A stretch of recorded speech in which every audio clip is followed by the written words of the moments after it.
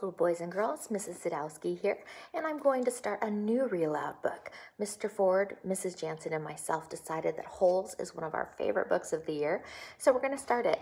And you'll hear me reading some of the chapters, but you're also going to hear them as well, because Holes is special in that it's really 3 storylines in one novel. We hope you enjoy.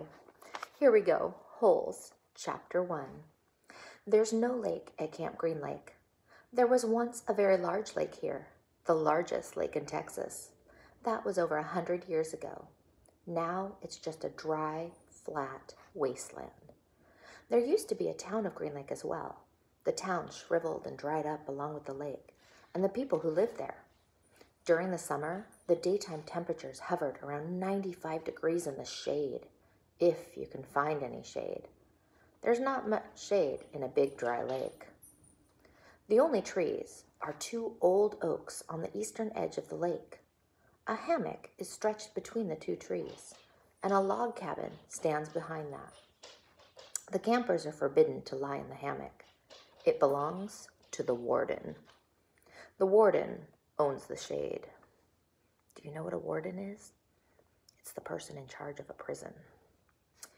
Out on the lake, rattlesnakes and scorpions find shade under rocks and in the holes dug by campers. Here's a good rule to remember about rattlesnakes and scorpions. If you don't bother them, they won't bother you. Usually. Being bitten by a scorpion or even a rattlesnake is not the worst thing that can happen to you. You won't die. Usually. Sometimes a camper will try to be bitten by a scorpion or even a small rattlesnake. Then he will get to spend a day or 2 recovering in his tent, instead of having to dig a hole out on the lake. But you don't want to be bitten by a yellow spotted lizard. That's the worst thing that can happen to you. You will die a slow and painful death. Always.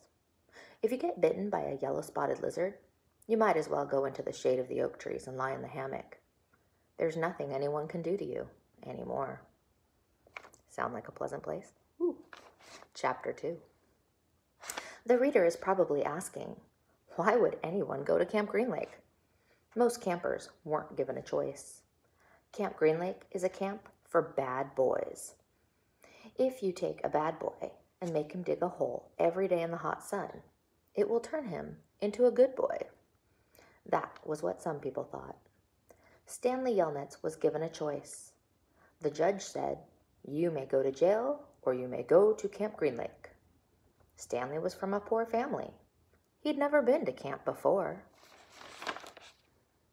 If I were given the choice, I'd probably pick a camp too. But ooh, not this one. Chapter 3. Stanley Yelnats was the only passenger on the bus, not counting the driver or the guard. The guard sat next to the driver with his seat turned around facing Stanley. A rifle lay across his lap. Stanley was sitting about 10 rows back, handcuffed to his armrest. His backpack lay on the seat next to him.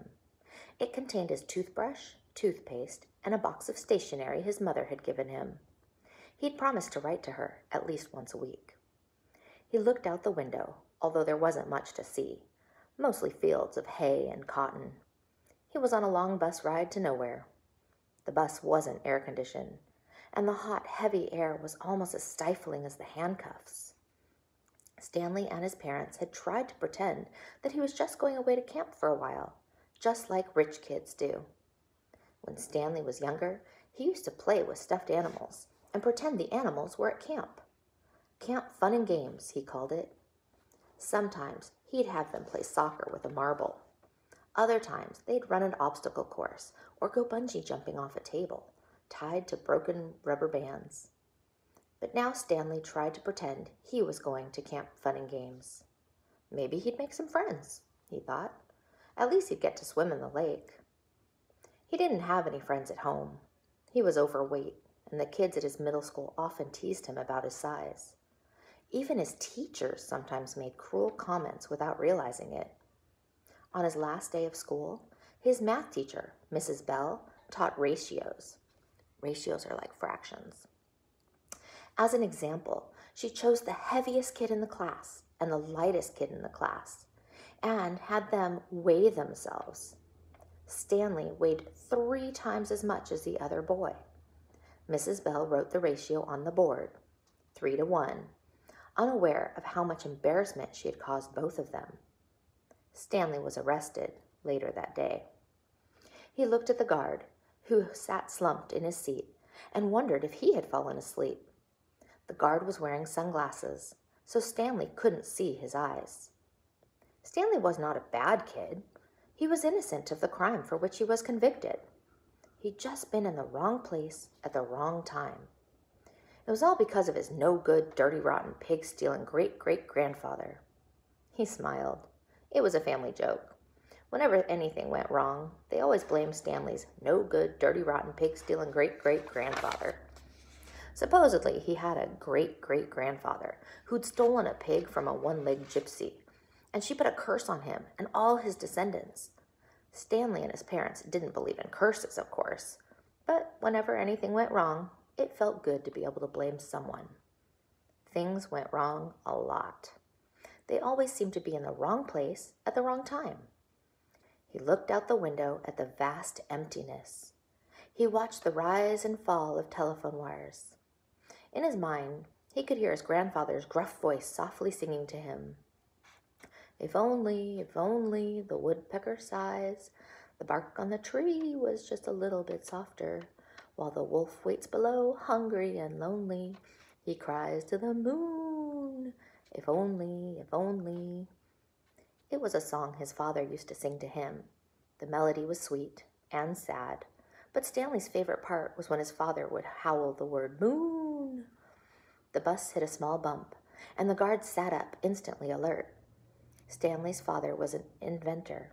To be a successful inventor, you need 3 things: intelligence, perseverance, and just a little bit of luck. Stanley's father was smart and had a lot of perseverance. Once he started a project, he would work on it for years, often going without sleep. He just never had any luck. Every time an experiment failed, Stanley could hear him cursing his dirty, rotten, pig-stealing great-grandfather. Stanley's father was also named Stanley Yelnats. Stanley's father's full name was Stanley Yelnats III. Our Stanley is Stanley Yelnats IV. Everyone in his family had always liked the fact that Stanley Yelnats was spelled the same frontward and backward, so they kept naming their son Stanley. Stanley was an only child, as was every other Stanley Yelnats before him. All of them had something else in common. Despite their awful luck, they always remained hopeful. As Stanley's father liked to say, I learn from failure. But perhaps that was part of the curse as well. If Stanley and his father weren't always hopeful, then it wouldn't hurt so much every time their hopes were crushed. Not every Stanley Yelnats has been a failure, Stanley's mother often pointed out, whenever Stanley or his father became so discouraged that they actually started to believe in the curse. The first Stanley Yelnats, Stanley's great-grandfather, had made a fortune in the stock market. He couldn't have been too unlucky. At such times, she neglected to mention the bad luck that befell the first Stanley Yelnats. He lost his entire fortune when he was moving from New York to California. His stagecoach was robbed by the outlaw, Kissin' Kate Barlow. If it weren't for that, Stanley's family would now be living in a mansion on a beach in California. But instead, they were crammed into a tiny apartment that smelled of burning rubber and foot odor. If only, if only. The apartment smelled that way because Stanley's father was trying to invent a way to recycle old sneakers. The first person who finds a use for old sneakers, he said, will be a very rich man. It was this latest project that led to Stanley's arrest. The bus ride became increasingly bumpy because the road was no longer paved. Actually, Stanley had been impressed when he first found out that his great-grandfather was robbed by Kissin' Kate Barlow. True, he would have preferred living on the beach in California, but it was still kind of cool to have someone in your family robbed by a famous outlaw. Kate Barlow didn't actually kiss Stanley's great-grandfather. That would have been really cool, but she only kissed the men she killed. Instead, she robbed him and left him stranded in the middle of the desert. He was lucky to have survived, Stanley's mother was quick to point out. The bus was slowing down. The guard grunted as he stretched his arms. "Welcome to Camp Green Lake," said the driver. Stanley looked out the dirty window.